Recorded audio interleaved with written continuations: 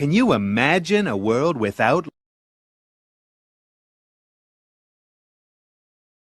Oh. Before the invention of microscope, people relied on observational skills and basic tools to study the world around them. They used techniques like dissection to examine the internal structures of plants and animals, and magnifying glasses to get a closer look at the small objects. Despite these limitations, early scientists and naturalists made significant discoveries laying the groundwork for modern science.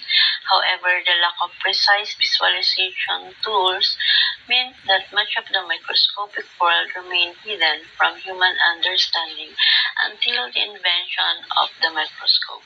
So what is life without microscope? Life without microscope would be drastically different, particularly in the fields of science, medicine, and technology. Here's a glimpse of what life would be like without microscopes. Limited medical understanding, diagnosing diseases would rely heavily on visible symptoms rather than microscopic analysis. Many illnesses caused by bacteria, viruses, and other pathogens would be poorly understood and challenging to treat effectively.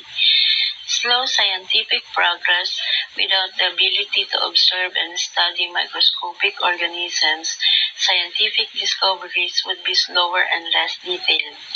Our understanding of biology, chemistry, and medicine would be rudimentary compared to what we know today.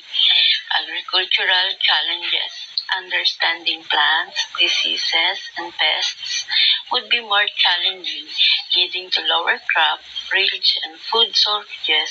Without the ability to study soil, microorganisms, agricultural practices would be less efficient. Limited industrial processes.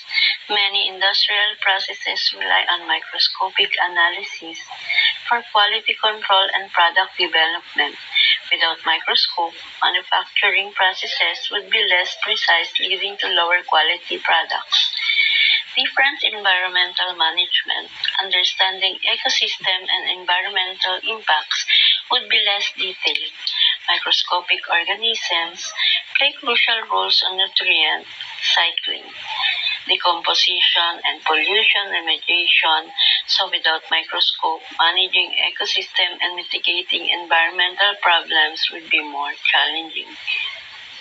Overall, life without microscope would be marked by slower scientific progress, limited medical capabilities, and challenges in various fields that rely on understanding the microscopic world.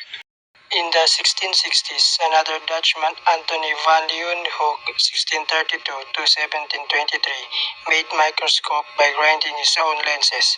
His simple microscope were more like magnifying glasses with only one lens. But the high-quality, hand-ground lenses could magnify an object by up to 200 times. Leeuwenhoek observed animal and plant tissue, human sperm and blood cells, minerals, fossils, and many other things that had never been seen before on a microscope scale. Here are the old basic tools people used before without advanced technology of microscope, and the tools used during advanced technology using microscope.